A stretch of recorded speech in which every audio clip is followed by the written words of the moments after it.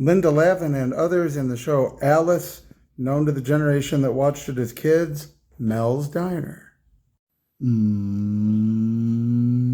eat. Mm. Part one, the pilot. I hadn't watched this show since I was really little, so I went back and I started with the pilot. I remembered finally with the final credits that it was based on a movie called Alice Doesn't Live Here Anymore. Used to see that scroll by as a kid, never knew what that movie was. Now you can find it. I looked it up. Ellen Burstyn, Chris Christopherson added that to my playlist, and I'll probably do a review after that. But the series Alice was really standalone for those of us that didn't know about the movie. It starts out, it's really interesting how dated it is now. For example, the humor. There's a humorous customer, supposedly humorous customer, who's kind of a pervert. He offers ladies a candy bar if they go in the back room with him for 5 minutes, and this is treated as a joke. At one point, Alice goes into the back room just to get some supplies. He quickly follows her in. There's a scream. Then there's a joke that follows after she leaves about how he can't even unwrap his candy bar. Really sort of odd, especially by today's standards. Flo, the waitress that always plays a slightly loose or flirtatious character. And there are men who are, it is insinuated they have touched her just a little bit off screen and slapping her butt and so forth. And it's really surprising now how just again how dated that makes it as far as the unacceptable sort of behavior that we would be like is not humorous.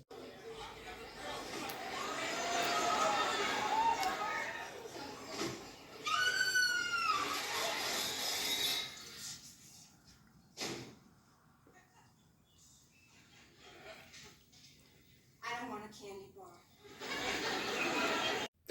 Couple that with the character of Alice, who's desperate for a singing career, and in the pilot meets a much younger man whom she's not interested in until he lies to her about being a Hollywood agent. Then she is interested in him to the degree of taking him back to her place, allowing him to bribe her son Tommy to go to the movies so they can be alone. The implications are pretty ugly, really. She finds out he's not an agent. She quickly kicks him to the curb and they move on with their life. And it's like, wait, so what are you implying? You were willing suddenly to sleep with him because he was an agent, and now you won't sleep with him because he's not an agent? It really is sort of, again, in hindsight, it's rather peculiar. Not that it's all that out of the ordinary for human conduct, sadly enough, but it really is weird that it's in a sitcom and that we watch these things, especially as kids, and didn't really think about it much. It was part of the story. Well, he's an agent. An agent? Yeah. That kid, come on. Yesterday after lunch, I had a burpee. Part two of my review is the next episode, which is 8 seasons later. The opening episode, there's a crossover with the Dukes of Hazzard, which I did not remember. So when I happened to see that, I went ahead and I got that episode, and I just watched that episode.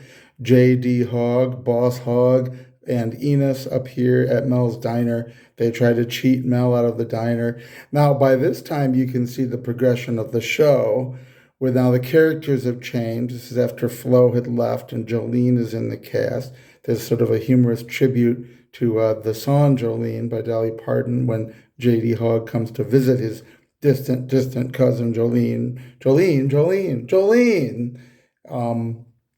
But the dynamic is quite a bit different than the pilot after those years, where the humor is much cleaner, we would say, and it's more like a standard sitcom of the 80s and not so many innuendos or references or things of questionable character. And it is always fun to see in those early days of the Dukes of Hazzard, seeing Boss Hogg and seeing the crossover. And I always enjoy TV crossovers generally. And so it was a pretty fun one to watch. So you have to catch that also. Alice, good series.